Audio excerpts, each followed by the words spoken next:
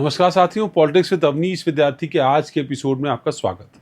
रामपुर की सियासत में एक बार फिर हलचल मची हुई है। एक तरफ है आजम खान, समाजवादी सियासत का वो नाम जिसने रामपुर को अपनी ही एक पहचान दी, और दूसरी तरफ है वहां के सांसद मोहिबुल्लाह नदवी, जो उसी पहचान को नई परिभाषा देना चाहते हैं। दोनों के बीच बयानबाजी का दौर जारी है, लेकिन सवाल यह है कि ये जंग विचारों की है या खुद के सियासी वजूद की। समाजवादी पार्टी के लिए कभी रामपुर का मतलब केवल आजम खान था। 3 दशकों तक उनकी पकड़ न सिर्फ राजनीति पर थी बल्कि प्रशासन पर भी। उन्होंने कॉलेज, यूनिवर्सिटी, अस्पताल सब कुछ अपने नाम से जोड़ा। रामपुर के हर नुक्कड़ पर आजम की तस्वीर और समाजवाद की कहानी सुनाई देती। लेकिन वक्त बदला, कानूनी मामलों और जेल की सजा ने आजम को और उनकी सियासत को हाशिए पर पहुंचा दिया, और इसी बीच समाजवादी पार्टी ने मैदान में उतारा मोहिबुल्लाह नदवी, एक नया मुस्लिम चेहरा जिसने खुद को विकास का प्रतिनिधि बता दिया। अभी विकास रामपुर का था या खुद का? अब बात उस बयानबाजी की जिसने रामपुर की सियासत को फिर से गर्म कर दिया है। सब कुछ तब शुरू होता है जब खबर आई कि अखिलेश यादव रामपुर आने वाले। सामान्य बात लगती है, लेकिन तूफान तब खड़ा हुआ जब आजम खान ने साफ साफ कह दिया कि वे सिर्फ अखिलेश यादव से ही मिलेंगे और कोई साथ नहीं होना। यहां तक कि मौलाना नदवी भी नहीं, उनका इशारा बहुत साफ था। इस बयान ने हवा में बिजली भर दी। मौलाना नदवी, जो अब समाजवादी पार्टी के सांसद हैं और आजम खान के गढ़ माने जाने वाले, रामपुर से ही चुने गए, वो इसका सीधा जवाब देते हैं और सीधे तौर पर तीखे लहजे में कहते हैं, मेरी शराफत को मेरी कमजोरी न समझा जाए। अभी तो आजम वाला अंदाज था। इसके बाद से दोनों नेताओं के बीच ठंडी लेकिन तेजी से होती जुबानी जंग छिड़ गई। नदवी ने यहां तक कह दिया कि रामपुर उनकी जमीन है, उनकी 7 पुश्तों की कब्रें यहां हैं, जबकि आजम खान के पूर्वज तो बिजनौर से आए। यह बयान सिर्फ भावनात्मक अपील नहीं थी, बल्कि यह दिखाने की कोशिश थी कि रामपुर किसी एक नाम की जागीर कभी नहीं रहा है। दूसरी ओर आजम ने नदवी को पहचानने से इनकार कर दिया और एक नहीं कई मौकों पर कह दिया कि मैं तो जानता ही नहीं कि कौन है। रामपुर की जनता, जिसने दशकों से आजम को अपने प्रतिनिधि के रूप में देखा, अपने हीरो के रूप में देखा, अब 2 राहें पर खड़ी है। एक तरफ वो नेता जिसने मुस्लिम राजनीति में अपनी मजबूत जगह बनाई, दूसरी तरफ वो चेहरा है जो सियासत में धार्मिक छवि और जमीनी जुड़ाव के दम पर जगह बनाने की कवायद कर रहा है। दिलचस्प यह है कि दोनों का रिश्ता एक ही सियासी पार्टी से, यानी दुश्मनी बाहर की नहीं, घर के अंदर की। और घर की लड़ाई अक्सर खतरनाक होती है, मैं और आप ये सब जानते हैं। दरअसल समाजवादी पार्टी के अध्यक्ष अखिलेश यादव अब इस दोनों की जंग में फंसते हुए नजर आ रहे हैं। वे जानते हैं कि आजम की उपेक्षा करना पार्टी के पुराने वोट बैंक के लिए खतरा हो सकता है, और इसीलिए वो उनके दरवाजे तक चलकर के भी गए। लेकिन नदवी को नजरअंदाज करना उस नई मुस्लिम लीडरशिप की संभावना को ठेस पहुंचाना है, जिसकी तलाश दरअसल अखिलेश यादव ही तो कर रहे थे। यही वजह है कि रामपुर का ये झगड़ा पूरे उत्तर प्रदेश में सियासी दिलचस्पी का केंद्र बन गया, और खासतौर पर पश्चिमी उत्तर प्रदेश में इस विवाद को लेकर खूब चर्चा है। असल में यह टकराव सिर्फ 2 नेताओं के बीच नहीं है, बल्कि 2 दौर की सियासतों के बीच। एक वो दौर जिसमें सियासत व्यक्तित्व प्रभाव से चलती थी, और दूसरा वो जिसमें नई पीढ़ी खुद अपनी जगह बनाना चाहती है, चाहे उसके लिए पुराने नामों को चुनौती ही क्यों न देनी पड़े। आजम खान और मोहिबुल्लाह नदवी की लड़ाई यही दिखाती है कि सियासत में और सालमियत को बरकरार रखूंगा, आसान लगता है, और जिस ओहदे को मैं संभालने वाला हूं।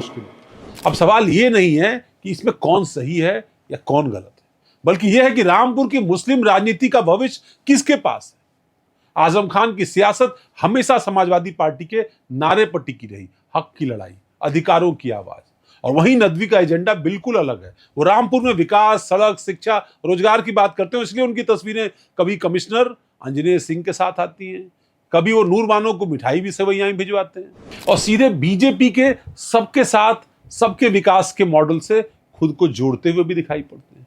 अब कई विश्लेषक उनको बार बार ये भी कहते हैं कि नदवी बीजेपी के लिए एक सांकेतिक चेहरा है, जो ये संदेश देना चाहते हैं कि रामपुर अब आजम की नहीं बल्कि राष्ट्रवादी मुस्लिम की पहचान बनी है। आजम खान अब सक्रिय राजनीति से पिछले काफी दिनों से दूर है, लेकिन उनके समर्थक मानते हैं कि आजम अब भी विचार है। वे नदवी की राजनीति को बीजेपी की सांप्रदायिक प्रयोगशाला बताते हैं, उनके समर्थक। यानी आजम का संघर्ष अब नदवी से नहीं बल्कि समय से है, और जो काफी हद तक बदल चुका है। रामपुर की जनता दो हिस्सों में बटी दिखती है। एक कहती है कि आजम ने हमें पहचान दिलाई है, रामपुर को वैश्विक नक्शे पर रखा है। दूसरी कहती है कि नदवी काम कर रहे हैं, आजम सिर्फ अभियान है। रामपुर की सियासत अब दो चेहरों के बीच नहीं है, ये पुराने और नए दौर की टकराहट है। आजम की विरासत बनाम नदवी की मौजूदगी कहानी में ट्विस्ट लाती है, क्योंकि रामपुर की राजनीति में हर बयान एक नया अध्याय लिखता है। एक उस दौर का जो रामपुर के नवाबों का था, एक उस दौर का जो कायदे आजम खान का था, और एक वो दौर जब मुहिबुल्लाह नदवी वहां के लोकसभा के सांसद हो। ये कोई पहली बार नहीं है जब आजम की इच्छा के विपरीत रामपुर का सांसद न रहा, और वो भी समाजवादी पार्टी का। 2004 में जयप्रदा रामपुर से आजम खान के समर्थन से जरूर चुनाव जीती थी, लेकिन 2009 के चुनाव में आजम ने उनका खुलेआम विरोध किया था। अब बावजूद इसके वो लोकसभा का चुनाव समाजवादी पार्टी के टिकट पर जीती। तो ये कोई पहली बार नहीं है। और इसी तरीके से आजम खान की सियासत अलग अलग तरीके का रुख देती रही है, लेती रही है, लेकिन बावजूद इसके रामपुर का घराना वहां लोकसभा का चुनाव जीतता रहा है और विधानसभा का चुनाव आजम खान जीतते आए। ये बदलाव दो दौर का था, लेकिन सियासत अलग अलग तरीके से बट गई थी। नवाब खानदान के लोग स्वार टांडा चले गए। बाद में आजम खान ने अपने बेटे को भी स्वार टांडा से चुनाव जीतवाया। वो 2 बार चुनाव वहां जीते, लेकिन उनके भी कानूनी मामले थे, उसके नाते सदस्यता गई। आजम खान की खुद सदस्यता गई। अब उस दौर में जहां आजम के परिवार के सदस्य चुनाव लड़ने की भी राजनीति की स्थिति में नहीं है, क्योंकि उनके ऊपर कानूनी दांवपेच बहुत सारे हैं, मुकदमे बहुत सारे हैं। ऐसे में समाजवादी पार्टी अगर एक तीसरी लीडरशिप की तरफ देख रही है तो ये आजम के लिए भी मुश्किल भरा है।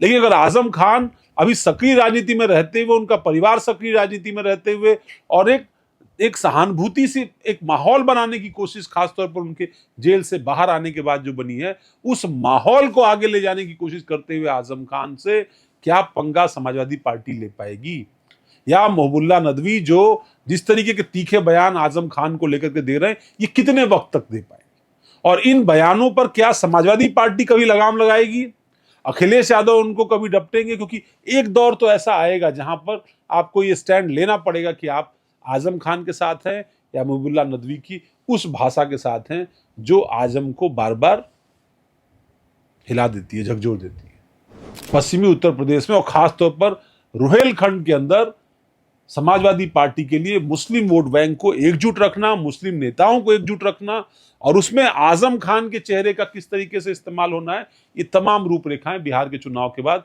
उत्तर प्रदेश में आपको दिखाई पड़ेगी।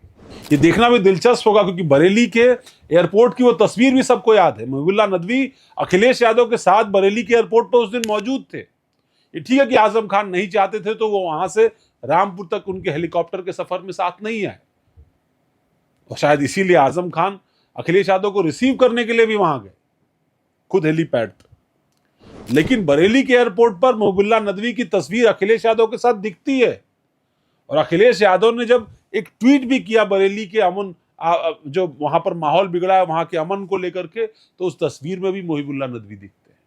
उनके साथ आंवला के जो सांसद है नीरज मौर्य, वो भी दिखते हैं, लेकिन मुहिबुल्लाह नदवी भी दिखते हैं। तो उनकी पोजीशन भी अभी बहुत कमतर नहीं है, वो अखिलेश यादव की चॉइस है, बाय डिफॉल्ट ही सही। फिलहाल वो रामपुर के सांसद हैं।